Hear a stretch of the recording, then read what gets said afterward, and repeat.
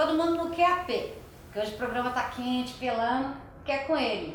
Comigo, Renato Rios Neto.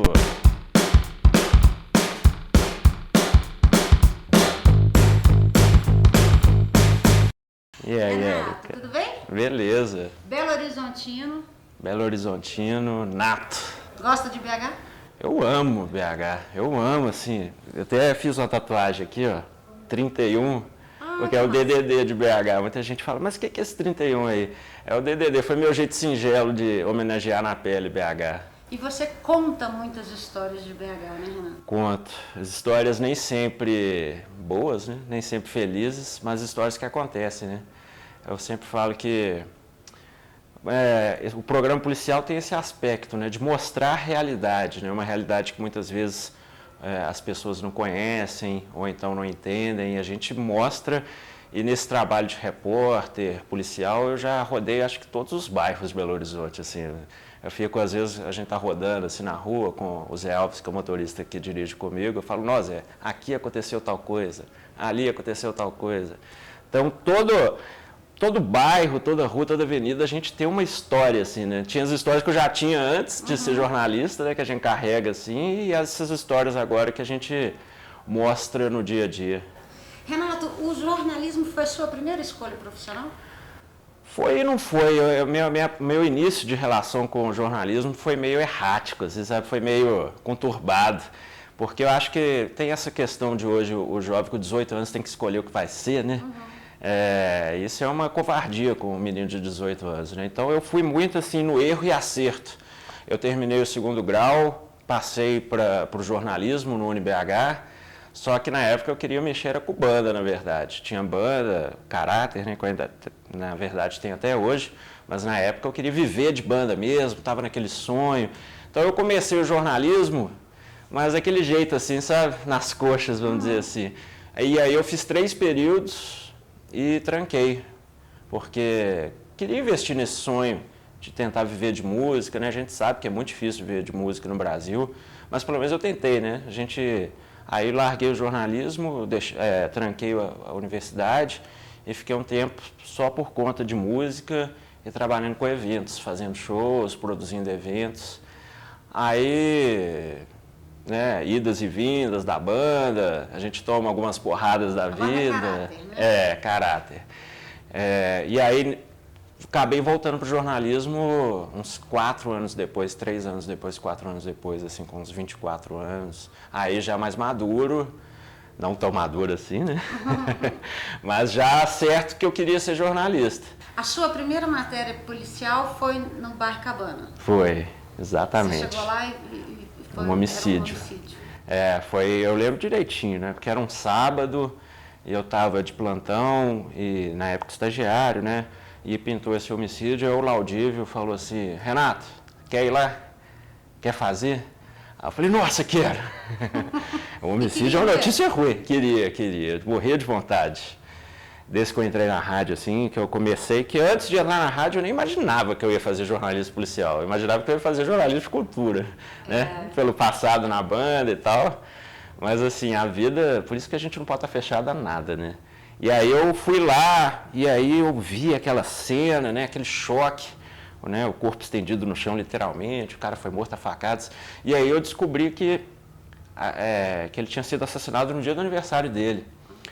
E aí me bateu aquele choque, né, que um homicídio, né, qualquer homicídio é uma tragédia, né? Todo assassinato tem uma história, tem um ser humano ali. Foi naquele momento que eu percebi que contar essas histórias, mas também com esse viés humano, de mostrar o lado ali, né? Mostrar a história de vida dessa pessoa, o que levou ela a estar ali, né? Estendida no chão, também me fascinou, sabe? Então, esse primeiro homicídio essa primeira matéria, né, que cobri no homicídio, foi marcante, porque naquele momento eu vi que no jornalismo policial é o que eu quero mesmo. E o que você faz? Porque você vê sempre, ou com mais frequência que a gente, um lado muito cruel da vida. Real, mas muito cruel. Para não ficar descrente do mundo, descrente das pessoas, o que você faz para separar um pouco isso? Olha, no início da profissão eu tive um pouco de dificuldade com isso, assim, porque fui carregando essa carga, assim, e eu senti que estava me fazendo mal, assim, um certo período, estava me consumindo e, né, foi uma época difícil da minha vida. Só que aí eu falei, não, é a profissão que eu gosto, é o que eu escolhi, então eu vou ter que lidar melhor com isso. Comecei a fazer análise, que foi fundamental, foi incrível, até para entender, né, o meu papel na minha profissão, né, entender o que eu posso fazer, o que eu não posso, né? Porque senão você fica eternamente frustrado, né?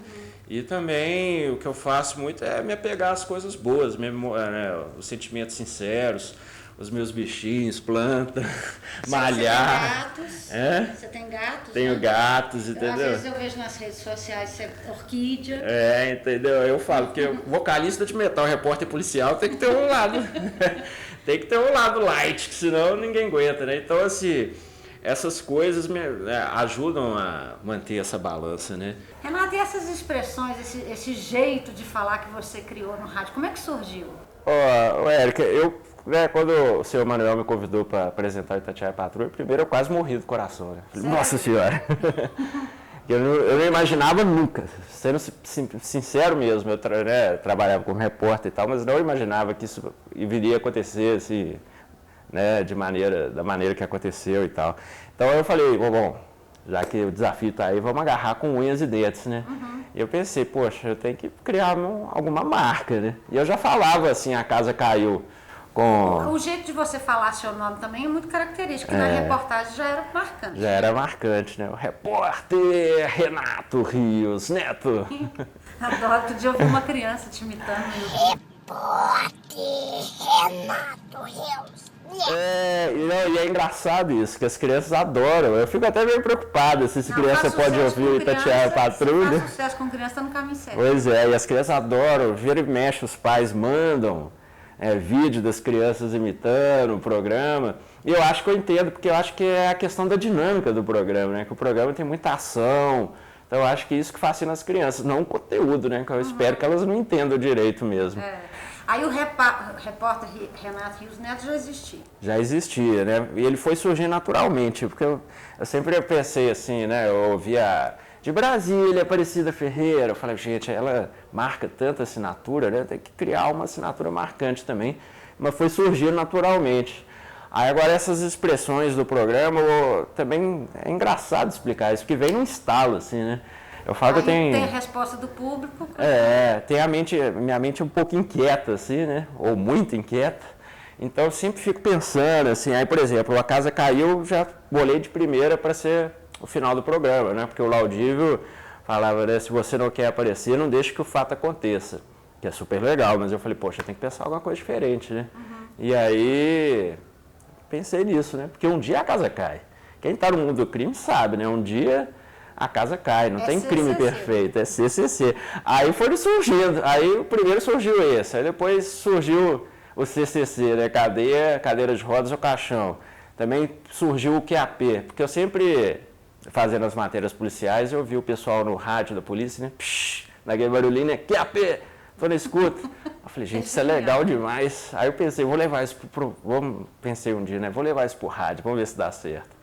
Aí falei um dia, no outro dia os ouvintes todos, estou aqui no QAP. Então, e assim, o Macacos Me Mordam? O Macacos Me Mordam também, porque tem crime que é muito cabuloso, muito nojento, assim, né? Crime contra criança. E eu falava assim, gente, quando são esses crimes, eu tenho que pensar alguma coisa para mostrar que a gente está realmente, né, que está indignado, mas ao mesmo tempo quebrar um pouco também, que senão fica só pauleira. Aí eu pensei nisso, né? Cruz credo, macacos me mordam. Então, assim, é coisa que vai surgindo. O Macacos me mordam é que eu assistia muito Batman, né? Aquele Batman gordinho, né? Que tinha o Robin, ele sempre falava, macacos me mordam, Robin. Além essas expressões são muito fortes, a sua capacidade de contar a história, mesmo histórias tão tristes, é impressionante, né? Porque tem que ter um limite também. O que você vai. No rádio você tem que descrever aquilo, mas tem um limite, né? Pois é, principalmente a abertura do programa, né? Que são aquelas crônicas, né? E muita gente me para na rua, nossa, Renatão, incrível, parece que eu estou num filme. Que eu sempre penso, o rádio não tem imagem, né? Então você tem que construir aquele fato na cabeça do ouvinte, né? Você tem que narrar, trazer essa dinâmica de como a coisa aconteceu, porque o ouvinte se ponha no lugar. Eu sempre penso isso, para até que ele entenda a gravidade do fato, né? Que são tantas notícias que se você, né, senão se você acaba passando batido, você fala, mais um homicídio, mais um assalto, mais não sei o quê, mas quando você conta para o ouvinte, faz essa narrativa, eu acho que ele entende de maneira mais profunda, né, o que realmente aconteceu, o significado. Só que aí, igual você falou, né, tem o limite. Tem alguns detalhes sórdidos que eu acho que às vezes podem, né, ser deixados de lado.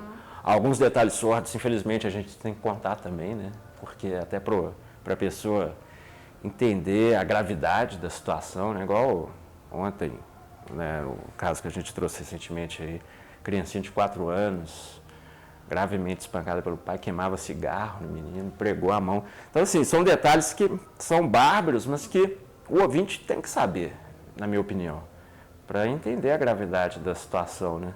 Para quem está assistindo, que te admira, muito fã, muitas pessoas que te admiram muito, e às vezes alguém quer seguir essa profissão, ou uma outra profissão também, porque você falou de algumas coisas aí, de oportunidades que você não perdeu, né? Você deu um tempo, mas depois você voltou. Eu acho que assim, eu sempre falo isso, né? Que a minha trajetória, né, no início tinha tudo para dar errado, né? Larguei o curso, no início eu não estava afim, né? Mas eu acho que quando eu botei na cabeça que era isso que eu queria, eu fui com tudo. E eu fiz isso com a banda também, né? Fui com tudo. Eu acho que eu sempre acredito muito na paixão. Você tem que ser apaixonado com o que você faz. Essa questão da vocação mesmo. Não, né, não só o emprego. Eu encaro o jornalismo hoje como tudo na minha vida, né? Não é só o emprego que eu vou lá de 9 da manhã às 6 da tarde. Não, tem um preço até alto, né? Eu vivo esse jornalismo policial 24 horas. Minha esposa, a Maria, que deve estar assistindo, sabe. É o WhatsApp o tempo inteiro, né? É ligado nas ocorrências, mas é o jeito que eu sei fazer as coisas, com paixão, com intensidade, com entrega, com intensidade. As imagens de você no show no aniversário de Belo Horizonte, uma chuva danada, são impressionantes, né? Pois é, a mesma coisa também, né? Aquele show pra mim era uma realização do sonho, porque a cidade que eu amo, com a banda que eu amo, que é o Sepultura, que é a minha banda predileta, com, né, o metal, que fora o jornalismo é a coisa que eu mais amo também, é a paixão da minha vida. Então, eu vi aquela chuva e falei assim, poxa, eu tenho duas escolhas. Hoje eu desisto, faço um show meia boca, fico ali quietinho, ou me entrego e vamos cair para dentro dessa chuva aí, vamos com tudo, né? Aí eu não pensei duas vezes. Pra gente encerrar, tem alguma notícia, em que área for, que você gostaria de dar, dizendo a casa caiu? Tem muita gente aí que merece a casa cair, né? Principalmente os políticos aí. Eu não vou citar nomes para não ser injusto, porque tem dos dois lados, né? Do lado A e do lado B. Mas eu acho que essa notícia eu queria dar, de ver a corrupção sendo realmente punida no país, porque os políticos, quando eles roubam nossas esperanças, né? A gente vê hoje aí, as pessoas estão desacreditadas de tudo, né? Estão sem ânimo, sem fé na política, sem fé em um país melhor, e isso tudo acaba desembocando para a violência também, né? A gente sente isso, né? Até, por exemplo, justiça com as próprias mãos, que é uma coisa que antigamente não acontecia tanto igual está acontecendo agora, porque a pessoa não tem mais fé, perdeu a esperança no Estado, né, nas instituições. Então, para esses pilantras aí do colarinho, esses eu tinha uma vontade especial de gritar, perdeu, a casa caiu!